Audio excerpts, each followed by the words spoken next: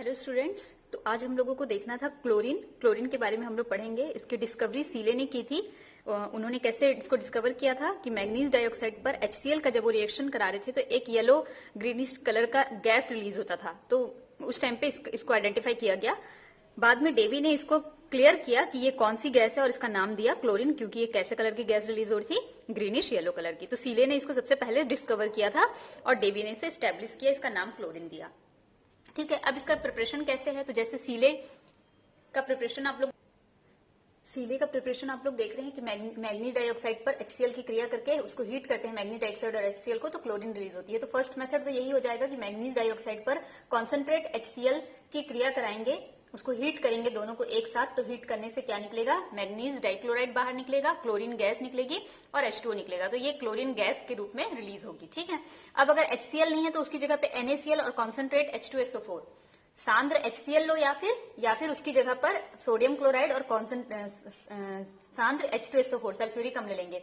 तो sodium chloride और सांद्र sulphuric अम्ल की क्रिया से भी sodium hydrogen sulphate, manganese dichloride, H2O और क्लोरीन गैस रिलीज होगी। तो या तो मैग्नीज डाइऑक्साइड की क्रिया HCl से कराओ, या फिर मैग्नीज डाइऑक्साइड की क्रिया किससे करानी है, NaCl और सांद्र H2SO4 के मिक्सचर से। उससे भी क्या बाहर निकलेगा, क्लोरीन गैस रिलीज होगी।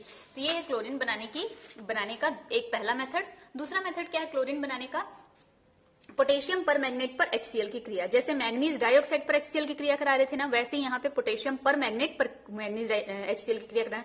ये भी ऑक्सीडाइजिंग एजेंट है और मैग्नीज डाइऑक्साइड भी ऑक्सीडाइजिंग एजेंट है। दोनों की क्रिया HCl के साथ कराएंगे तो पोटेशियम क्लोराइड बनेगा, मैग्नीज डाइक्लोराइड बनेगा और साथ में क्या निकलेगा बाहर, क्लोरीन गैस निकलेगा। तो दो मेथड है, एक मेथड में मैग्नीज डाइऑक्साइड पर क्रिया कराओ या दूसरे मेथड पे पोटेशियम पर मैग्नेट पर। अब इसका मैन्युफैक्चरिंग जो व्यापक रूप से जिसका मैन्युफैक्चर होता है, बृहद रूप से जो होता है, वो डेकोन प्रोसेस या फिर इलेक्ट्रोलिटिक प्रोसेस से होता है।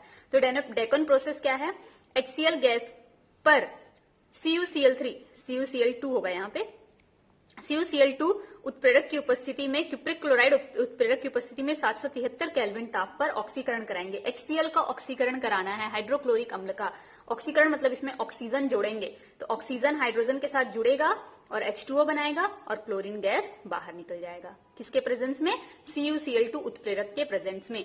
तो एक मेथड है बृहद रूप से, इसको डेकॉन प्रोसेस बोलते हैं। दूसरा मेथड है इलेक्ट्रोलिटिक प्रोसेस। फैक्ट्रीज में कैसे बनाए जाते हैं ये हम लोग देख रहे हैं ना। तो इलेक्ट्रोलिटिक मेथड में क्या करते हैं, ये आप लोग 11th क्लास में पढ़ चुके हैं, S ब्लॉक के तत्वों के रसायन में। सोडियम क्लोराइड का सांद्र विलयन लेते हैं। सोडियम क्लोराइड का जो कॉन्सेंट्रेट सॉल्यूशन होता है उसको क्या कहते हैं, ब्राइन कहते हैं ना। उस सॉल्यूशन को लेते हैं, सोडियम क्लोराइड के सॉल्यूशन को, और एक तरफ कैथोड, ये सॉल्यूशन ले लिए सोडियम क्लोराइड का NaCl का, और एक तरफ एनोड और एक तरफ कैथोड लगा दिए और यहाँ से बैटरी कनेक्ट कर दिए। डिकम्पोजिशन, अपघटन की क्रिया होगी, सोडियम क्लोराइड यहाँ पे अपघटित होगा और सोडियम क्लोराइड अपघटित होगा तो क्या बनेगा, NaCl के अपघटन से Na+ और Cl-। ठीक है, Cl में माइनस है तो ये कहाँ चला जाएगा, एनोड की ओर, क्योंकि एनोड पॉजिटिव होता है विद्युत अपघटनी सेल में और कैथोड कैसा होता है, नेगेटिव होता है विद्युत अपघटनी सेल में। ठीक है, तो Cl यहां चला जाएगा एनोड की ओर और Cl- और सोडियम प्लस कहां आ जाएगा, कैथोड की ओर। तो देखो Cl- एनोड पर आ गया। अब यहां से ये अपना इलेक्ट्रॉन निकाल देगा, इसको 2 ले लो मान लो, तो ये क्या बन जाएगा, Cl2 और 2 इलेक्ट्रॉन क्या कर देगा, रिलीज कर देगा। और सोडियम प्लस कहां जा रहा है, कैथोड की ओर, तो यहाँ पे सोडियम ले आओ, यहाँ पे 2 कर दिया मैंने, ताकि ये यहाँ से जो 2 इलेक्ट्रॉन रिलीज हो रहा है ये सोडियम एक्सेप्ट कर लेगा और सोडियम बन जाएगा। ठीक है, अब सोडियम कहाँ आ जाएगा, यहाँ विलयन में आ जाएगा और विलयन में H2O है, पानी से क्रिया करके सोडियम हाइड्रोक्साइड बना लेगा। ठीक है, और हाइड्रोजन गैस यहाँ से रिलीज हो जाएगी और यहाँ से क्लोरीन गैस तो ऑलरेडी रिलीज हो रही है, ये वाला क्लोरीन। ठीक है, तो क्लोरीन भी बन गया और सोडियम हाइड्रोक्साइड भी बन गया। इसको आप लोग एस ब्लॉक तत्वों के रसायन 11th क्लास में पढ़े थे, सोडियम हाइड्रोक्साइड बनाने की विधि में डाउन्स प्रोसेस नाम था। तो वहीं पे क्लोरीन भी बनता है और सोडियम हाइड्रोक्साइड भी बनता है। तो 2 मेथड है क्लोरीन के मैन्युफैक्चरिंग की। नेक्स्ट है इसका भौतिक गुण कैसा है, फिजिकल प्रॉपर्टीज या भौतिक गुण। ग्रीनिश येलो है, शुरू में ही बताया, इसका कैसे रंग की गैस होती है, हरे पीले रंग की गैस होती है।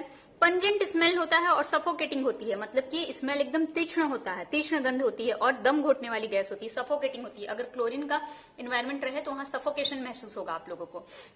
हवा से भारी होती है और द्रवीकरण इसका बहुत इजी होता है, द्रवीकरण बहुत सरल होता है, मतलब थोड़ा सा इसको कंप्रेस करेंगे, थोड़ा सा टेम्परेचर कम करेंगे तो ये गैस से किस में बदल जाएगी, द्रव में। तो द्रवीकरण इसका सरल होता है, इजिली हो जाता है।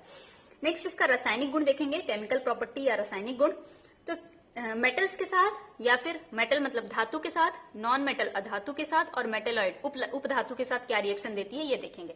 तो देखो अधातु हाइड्रोजन क्या है, अधातु हाइड्रोजन के साथ क्रिया कर रही है HCl बना रही है, सोडियम के साथ क्रिया कर रही है सोडियम क्लोराइड बना रही है, सल्फर के साथ क्रिया करके थायोनिल क्लोराइड बना रही है, फिर फास्फोरस के साथ क्रिया करके PCl3 बना रही है, आयरन के साथ क्रिया करके फेरिक क्लोराइड बना रही है। तो क्लोराइड बनाती है, ठीक है। धातु अधातु, ये धातु था फास्फोरस, सॉरी आयरन, फास्फोरस अधातु, सोडियम धातु, हाइड्रोजन अधातु।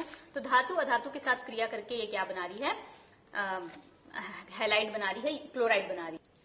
नेक्स्ट दूसरा है इसका ऑक्सीडाइजिंग प्रॉपर्टी। ऑक्सीडाइजिंग प्रॉपर्टी मतलब ऑक्सीकारक गुण। क्या लिखेंगे, ऑक्सीकारक गुण क्या है, तो जब भी क्लोरीन को पानी के साथ घोलोगे विथ वाटर, पानी के साथ जब घोलेंगे तो लॉसेस इट्स येलो कलर, ये अपना इसका जो ग्रीनिश येलो कलर है उस कलर को ये खो देता है, हट जाता है इसका ग्रीनिश येलो कलर।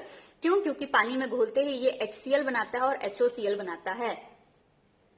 HOCl मतलब हाइपोक्लोरस अम्ल बनाता है, हाइड्रोक्लोरिक अम्ल बनाता है और हाइपोक्लोरस अम्ल बनाता है। फिर थोड़ी देर बाद ये दोनों डिकम्पोज हो जाते हैं और HCl में इसमें से ऑक्सीजन बाहर निकल जाता है और ये दो HCl बाहर हो जाता है। तो ये ऑक्सीजन रिलीज कर रहा है। जब क्लोरीन को पानी में घोले तो फाइनली क्या कर रहा है, ऑक्सीजन रिलीज कर रहा है। परमाणु अवस्था में ऑक्सीजन, नवजात ऑक्सीजन तुरंत तुरंत बना है, ठीक है। ये ऑक्सीजन तो बहुत क्रियाशील होगा।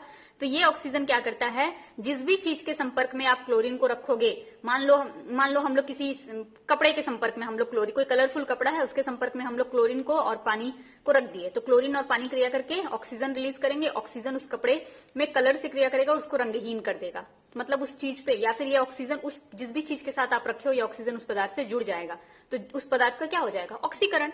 इसलिए हम लोग बोल रहे हैं कि क्लोरीन ऑक्सीकरण कर रहा है, क्योंकि क्लोरीन क्या कर रहा है, नवजात ऑक्सीजन उत्पन्न कर रहा है और ये जाकर के ऑक्सीकरण कर रहा है, ठीक है। तो क्लोरीन की जल से क्रिया से HCl और ऑक्सीजन बनते हैं, नवजात ऑक्सीजन, ये ऑक्सीकरण के काम आता है। देखो यहाँ पे फर्स्ट रिएक्शन दिया है, क्लोरीन को जल में घोले HCl बना, नवजात ऑक्सीजन बना। ये नवजात ऑक्सीजन किससे क्रिया किया, फेरस सल्फेट से क्रिया किया और उसको फेरिक सल्फेट में बदल दिया। अगर दोनों रिएक्शन को मैं एक साथ लिखना चाहूं तो कैसे होगा, क्लोरीन के साथ क्या है H2O, क्लोरीन के साथ पानी ले लो और साथ में क्या रख दो, फेरस सल्फेट और थोड़ा सा H2SO4। ये ऑक्सीजन से ये ऑक्सीजन कैंसिल। अब क्या होगा, 2HCl बनेगा, फेरिक सल्फेट बनेगा और H2O बनेगा। तो यहाँ पे फेरस सल्फेट था, ये +2 ऑक्सीडेशन स्टेट में था, अब यहाँ पे किस में आ गया, +3। तो +2 से +3 में जाना, एक इलेक्ट्रॉन दान कर रहा है मतलब, इसलिए इसको क्या कहेंगे हम लोग, ऑक्सीकरण। तो फेरस सल्फेट का क्या हो गया, ऑक्सीकरण हो गया। क्लियर है, ठीक है। सेम यहाँ पे देखो, पहले तो यहाँ पे फर्स्ट स्टेप वही होगा, chlorine plus H2O will gives 2HCl plus oxygen. अब ये ऑक्सीजन सोडियम सल्फाइड से क्रिया करेगा और सोडियम सल्फेट में उसको बदल देगा। तो यहाँ पे Na2SO3 था, यहाँ पे Na2SO4, ऑक्सीजन जुड़ गया ना इससे, तो ऑक्सीजन का जुड़ना क्या कहलाता है, ऑक्सीकरण, ठीक है। फिर एक साथ रिएक्शन लिख दिए। फिर नेक्स्ट यहाँ पे भी सेम वही, क्लोरीन को पानी में घोलेंगे, क्लोरीन पानी के साथ क्रिया करके 2HCl प्लस नवजात ऑक्सीजन बनाएगा। ये नवजात ऑक्सीजन सोडियम नाइट्राइट से क्रिया करके सोडियम नाइट्रेट में बदल जाएगा। एक साथ जोड़ दो इसको, Cl2 plus H2O plus NaNO2। यहाँ पे ऑक्सीजन जुड़ गया ना, एक दो ऑक्सीजन था, अब कितने हो गए, 3। तो ये ऑक्सीकरण हो रहा है, 2HCl प्लस NaNO3 और इस ऑक्सीजन से ये ऑक्सीजन कैंसिल। फिर यहाँ पे सेम वही है, देखो ये वाला फर्स्ट स्टेप तो सेम यही होगा जो सब में हम लोग फर्स्ट स्टेप लिखते आ रहे हैं। यहाँ पे भी वही फर्स्ट स्टेप होगा, क्लोरीन प्लस H2O,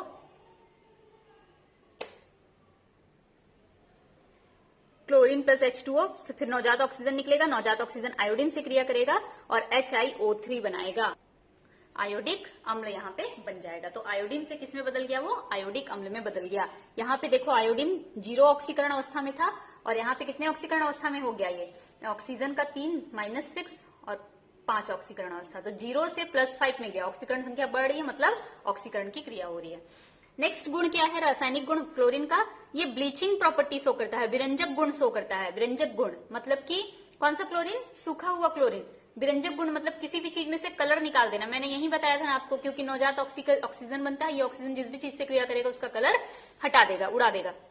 तो देखो क्लोरीन अभी ड्राई था, ड्राई क्लोरीन को पानी में घोले तो HCl और ऑक्सीजन बना, जो आप लोग पहले भी देखे।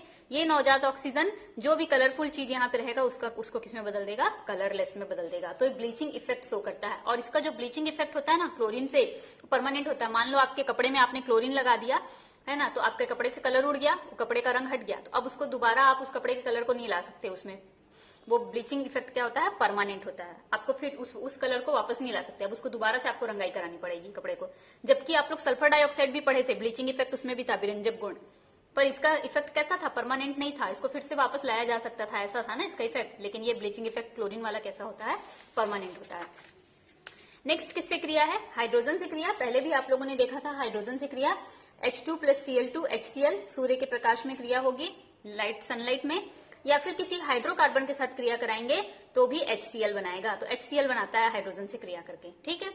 अमोनिया से क्रिया दो प्रकार से करता है, एक में क्लोरीन ज्यादा लो और एक में अमोनिया ज्यादा लो। यहाँ पे मैंने क्लोरीन को एक्सेस में लिया है, मतलब क्लोरीन की मात्रा अधिक है। यहाँ अमोनिया को एक्सेस में लिया है, मतलब अमोनिया की मात्रा अधिक है, ठीक है। तो जब अमोनिया कम रहे और क्लोरीन ज्यादा रहे तो NCl3 बनता है, जो कि विस्फोटक द्रव है, विस्फोटक NCl3 बनता है। लेकिन जब अमोनिया ज्यादा रहे और क्लोरीन कम रहे तो अमोनियम क्लोराइड बनता है। तो ये रिएक्शन पूछता है, इसको ध्यान रखेंगे। क्लोरीन ज्यादा है तो विस्फोटक द्रव NCl3 बनेगा, और अमोनिया ज्यादा है तो अमोनियम क्लोराइड और नाइट्रोजन गैस बनेगा। किसी भी क्षार के साथ कैसे क्रिया होगी, तो देखो क्षार के साथ भी दो प्रकार से क्रिया करेगा। एक ठंडे और तनु क्षार को लेंगे, तब कैसा क्षार, ठंडा और तनु। तो यहाँ पे हमने ठंडा और तनु सोडियम हाइड्रोक्साइड लिया है, कोल्ड एंड डाइल्यूट एल्केलाई, मतलब कि ठंडा और तनु हम लोग क्षार लिए हैं यहाँ पे। तब क्लोरीन उससे क्रिया करके सोडियम क्लोराइड बना रही है, सोडियम ऑक्सी क्लोराइड बना रही है और H2O बना रही है, ठीक है। लेकिन अगर हम लोग इसकी जगह पे हॉट एंड कॉन्सेंट्रेट क्षार लें, मतलब गर्म भी कर दें उसको क्षार को और सांद्र भी रहे क्षार, तो यहाँ पे हमने गर्म और सांद्र क्षार लिया है, तब क्या बनता है, सोडियम क्लोराइड तो बनता है, NaClO3 बनता है। यहाँ NaOCl बना था, यहाँ NaClO3 बनता है, सोडियम क्लोराइड बनता है, ठीक है। तो इसको भी आप लोग ध्यान रखेंगे कि ठंडे और तनु क्षार से क्या क्रिया और गर्म और सांद्र क्षार से क्या क्रिया। नेक्स्ट है क्लोरीन हो गया। क्लोरीन से बना हुआ यौगिक हम लोग देखेंगे हाइड्रोक्लोरिक एसिड HCl, या हाइड्रोजन क्लोराइड भी इसको बोलते हैं। एक्चुअली हाइड्रोजन क्लोराइड ही इसका नाम होगा, है ना। इसको सबसे पहले किसने आइडेंटिफाई किया था, ग्लोबलर ने 1648 में। सोडियम क्लोराइड पर जब सल्फ्यूरिक अम्ल की क्रिया करा के गर्म करते हैं तो एक ऐसा पदार्थ बन रहा था, ऐसा अम्ल बन रहा था जो कि अम्लीय प्रकार का था, जो कि HCl था, ठीक है। फिर डेवी ने इसको एस्टेब्लिश किया 1810 में। इसका प्रिपरेशन कैसे है, तो सबसे पहला मेथड है क्राफ्ट मेथड भी कहते हैं इसको, और साल्ट केक मेथड भी बोल सकते हो। हालांकि इसका कोई नाम नहीं है ऐसे साल्ट केक मेथड, लेकिन बीच में इसमें साल्ट केक टर्म आता है, बीच में इसमें साल्ट केक टर्म आता है, इसलिए साल्ट केक मेथड में बोल रही हूँ। तो इसमें क्या करते हैं, जो यहाँ पे किया है, सोडियम क्लोराइड और H2SO4 लेते हैं और गर्म करते हैं। सोडियम क्लोराइड और H2SO4 लोगे ना तो उष्मा शोषी क्रिया होती है, उसको गर्म करना पड़ता है, वो उष्मा लेता है क्रिया होने के लिए। तो उष्मा शोषी क्रिया होगी और दो प्रकार से अभिक्रिया होगी। देखो कैसे होगा, दो प्रकार से अभिक्रिया। सबसे पहले क्या होगा, सोडियम क्लोराइड H2SO4 से क्रिया करेगा, सोडियम क्लोराइड H2SO4 से क्रिया करेगा और क्रिया करके क्या बनाएगा, sodium hydrogen sulphate, sodium hydrogen sulphate, ठीक है। H2SO4 की मात्रा ज्यादा लेनी है ना हमको, यहाँ पे 2 H2SO4 लेने हैं, तो अभी हमने एक ही H2SO4 की क्रिया कराई है, सोडियम हाइड्रोजन सल्फेट बना। और जो विलयन हम लोग लिए थे ना, उस अभिकारक में पूरा ऊपर से इसका सोडियम हाइड्रोजन सल्फेट का पूरा लेयर बन जाता है। इन दोनों का जो मिश्रण है इससे ये बना, और अभी भी मिश्रण में ये H2SO4 और बाकी है, तो उसके ऊपर किसका लेयर बन जाएगा, सोडियम हाइड्रोजन सल्फेट का लेयर बन जाएगा। तो जैसे केक के ऊपर क्रीम लगा होता है ना, वैसे ही दिखाई देगा, इसलिए इसको साल्ट केक मेथड बोलते हैं, ठीक है। फिर नेक्स्ट स्टेप में क्या होगा, अभी भी सोडियम क्लोराइड बचा हुआ है इस विलयन में, मिश्रण में, तो सोडियम हाइड्रोजन सल्फेट अब इस सोडियम क्लोराइड से क्रिया करेगा और सोडियम सल्फेट में बदल जाएगा और HCl बनाएगा। तो 2 स्टेप में अभिक्रिया होगी। फर्स्ट स्टेप में साल्ट केक बनेगा, इसलिए इसको साल्ट केक मेथड भी बोलते हैं, और इस मेथड का नाम क्या है, क्राफ्ट प्रोसेस भी इस मेथड का नाम है।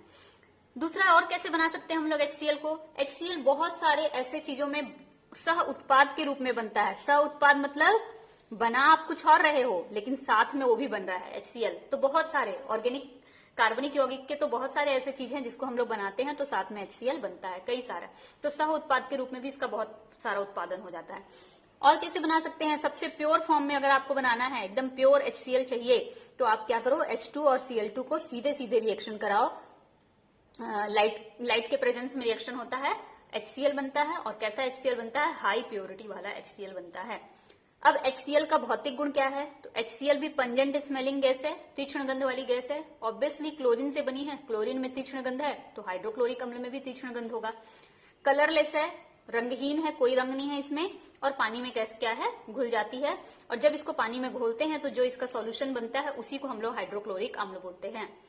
हाइड्रोजन क्लोराइड को पानी में घोलने पर जो विलयन बनता है उस विलयन को क्या बोलते हैं? हाइड्रोक्लोरिक अम्ल। क्योंकि वो कैसा शो करता है? व्यवहार, अम्ल के जैसा व्यवहार करता है क्योंकि, है ना, इसलिए उसको हाइड्रोक्लोरिक अम्ल कहते हैं। तो इसका रासायनिक गुण सबसे पहला वही हो जाएगा, अम्लीय गुण। तो अम्लीय गुण यहाँ पे एसिडिक नेचर हम लोग देखेंगे। देखो HCl गैस है, इसको हम लोग पानी में घोलेंगे तो H+ बनेगा। H3O+ मतलब क्या है? ये H+ ही तो है ना, H+ लिखो या H3O+ लिखो, और साथ में क्या बनेगा? Cl- बनेगा। तो जो जल में घोलने पर H+ देते हैं वो क्या कहलाते हैं? आर्हीनियस के अनुसार अम्ल कहलाते हैं। तो ये पानी में घोलने पर H+ दे रहा है, मतलब ये क्या है? अम्ल है। और क्या कर रहा है? देखो ये अम्ल है और ये क्षार है, अमोनिया। तो क्षार अम्ल के साथ क्रिया करके यहाँ पे क्या बना रहा है? लवण बना रहा है। तो ये अम्ल है तभी तो लवण बना रहा है ना, तो ये अम्लीय गुण शो करता है। मेटल के साथ क्रिया कराएंगे, कोई भी अम्ल किसी भी धातु के साथ क्रिया करता है तो हाइड्रोजन रिलीज करता है। तो सेम ये भी वही मेटल के साथ क्रिया करेगा, हाइड्रोजन गैस निकालेगा। लिबरेट H2 गैस मतलब कि हाइड्रोजन गैस निकालेगा। तो जिंक प्लस HCl ZnCl2 बनेगा और H2 गैस क्या होगी? रिलीज होगी, FeCl2 बनेगा। तो ये जिंक क्या करेगा? HCl के साथ क्रिया करेगा, ZnCl2 बनाएगा, हाइड्रोजन गैस रिमूव करेगा। मतलब कोई भी धातु की क्रिया HCl से कराओगे हाइड्रोजन गैस रिलीज होगा वहां पे, ठीक है। तो HCl क्या है? अम्ल है और मेटल के साथ क्रिया करके हाइड्रोजन गैस रिलीज करता है। नेक्स्ट इसका गुण ये भी ऑक्सीकारक गुण शो करता है। जैसे क्लोरीन वहां पे ऑक्सीकारक गुण शो कर रहा था ना, वैसे ये भी ऑक्सीडाइजिंग एजेंट है, ऑक्सीकारक गुण शो करता है। देखो इसका रिएक्शन करा दो पोटेशियम डाइक्रोमेट के साथ या पोटेशियम परमैंगनेट के साथ या लेड ऑक्साइड के साथ या मैग्नीज डाइऑक्साइड के साथ HCl की क्रिया करा दो तो नवजात ऑक्सीजन बनाता है ये। देखो HCl की क्रिया यहाँ मैंने मैग्नीज डाइऑक्साइड के साथ करा दिया तो MnCl2 बना, H2O बना और साथ में क्या निकला बाहर? नवजात ऑक्सीजन बाहर निकल रहा है। तो ये नवजात ऑक्सीजन फिर क्या करेगा? HCl, बचे हुए HCl के साथ और क्रिया करेगा और क्लोरीन बाहर निकालेगा। तो यहाँ पे HCl क्लोरीन देखो इसमें था -1 में था और हाइड्रोजन +1 में था, और यहाँ पे क्लोरीन किस में आ गया? 0 में। एलिमेंटल स्टेट में लिखे हैं क्लोरीन हमेशा 0 होगा ऑक्सीकरण संख्या। यहाँ क्लोरीन की ऑक्सीकरण संख्या -1, यहाँ 0। तो क्या हो गया? क्लोरीन में से इलेक्ट्रॉन बाहर निकल गया, मतलब क्लोरीन का ऑक्सीकरण हो गया। तो यहाँ ऑक्सीकरण कौन कर रहा है? HCl के कारण यहाँ पे ऑक्सीकरण हो रहा है, ठीक है। तो ये ऑक्सीकारक गुण शो करता है। वैसे ही यहाँ पे देखो नेक्स्ट देखो K2Cr2O7 और HCl की क्रिया पोटेशियम डाइक्रोमेट के साथ करा दो, क्लोरीन बाहर निकलेगा। पोटेशियम परमैंगनेट के साथ करा दो, क्लोरीन बाहर निकलेगा। तो यहाँ सब में क्या हो रहा है? ऑक्सीकरण की क्रिया। तो ये भी ऑक्सीडाइजिंग एजेंट के जैसा व्यवहार करता है। कौन? HCl। ठीक, सब में यहाँ पे -1 में था HCl और किस में चला गया? 0 में चला गया। नेक्स्ट है नाइट्रिक अम्ल के साथ ये कैसे क्रिया करेगा? नाइट्रिक अम्ल मतलब HNO3 के साथ। तो देखो आप लोग इसको पढ़े होंगे नाइट्रोजन वाले पार्ट में कि 3 पार्ट HCl ले लेंगे और 1 पार्ट HNO3 ले लेंगे। 3 HCl और 1 HNO3 क्रिया करेगा तो क्या बनेगा? इन दोनों का मिश्रण क्या कहलाता है? अम्लराज, एक्वारेजिया कहलाता है या अम्लराज कहलाता है। तो और ये एक्वारेजिया क्या करने का काम करता है? किसी भी मेटल को डिसॉल्व कर लेता है। कौन से मेटल को? गोल्ड को या प्लेटिनम को डिसॉल्व करती है, क्योंकि गोल्ड और प्लेटिनम एकदम उत्कृष्ट धातुएं हैं ना, ये जल्दी क्रिया नहीं करती हैं और ना तो किसी चीज में घुलती हैं, पानी में भी नहीं घुलती हैं। तो इनको डिसॉल्व करने के लिए हम लोग क्या बनाते हैं? अम्लराज। इनको घोलने के लिए अम्लराज बनाते हैं। तो देखो अम्लराज क्या है? 3 पार्ट HCl और 1 पार्ट HNO3 का मिश्रण, NOCl बनेगा, H2O बनेगा और 2 नवजात क्लोरीन बनेंगे। ये नवजात क्लोरीन इतने ज्यादा क्रियाशील होते हैं कि गोल्ड से भी क्रिया कर लेते हैं और प्लेटिनम से भी क्रिया कर लेते हैं। फिर प्लेटिनम क्लोराइड और गोल्ड क्लोराइड बनेगा। फिर ये और HCl से क्रिया करेगा, क्योंकि HCl हमने ज्यादा लिया था ना, तो गोल्ड का एक कॉम्प्लेक्स बनेगा। तो इस तरह से गोल्ड को घोलने का काम करता है ये, या फिर प्लेटिनम को घोलने का काम करता है, जबकि गोल्ड और प्लेटिनम बाकी चीजों में नहीं घुलते हैं ना। अब साल्ट के साथ कैसे क्रिया होगी या वीक एसिड के साथ कैसे क्रिया करेंगे वो दिया हुआ है, तो इतना इंपॉर्टेंट नहीं है, पर देख लेते हैं। देखो किसी भी लवण के साथ क्रिया करेगा, सोडियम क्लोराइड बना रहा है, ठीक है, H2S बना रहा है, अम्ल बना रहा है और अम्लीय पदार्थ बना रहा है और लवण बना रहा है। क्या क्या बना रहा है? लवण और अम्ल। यहाँ पे भी अम्लीय होता है CO2 और लवण। अवक्षेपण क्रिया देता है ये। मोस्टली सिल्वर के साथ। देखो सिल्वर नाइट्रेट लिए हैं, HCl की क्रिया कराए तो सिल्वर का क्या है ना, क्लोरीन के साथ बहुत अच्छा रिएक्शन होता है, तो सिल्वर क्लोराइड ये अवक्षेप बन जाएगा और HNO3 बाहर, ये अवक्षेप बन जाएगा। ठीक है, तो इतना था आप लोगों को समूह 17 के रसायन में पढ़ना था। समूह 17 के रसायन के बारे में थोड़ा सा आप लोगों ने इंट्रोडक्शन देख लिया था। उसके बाद उसके ऑक्सी अम्ल, क्लोरीन के ऑक्सी अम्ल आप लोगों ने देखा था, उससे रिलेटेड रासायनिक क्रियाओं को आप लोगों ने पढ़ा था। फिर अंतर हैलोजन यौगिक इंपॉर्टेंट था, क्लोरीन की विधि देखा आपने, क्लोरीन बनाने की विधि, उसके भौतिक गुण, रासायनिक गुण, फिर HCl बनाने की विधि, भौतिक गुण और रासायनिक गुण। नेक्स्ट हमारा जो टॉपिक है वो है 18वें समूह के रसायन।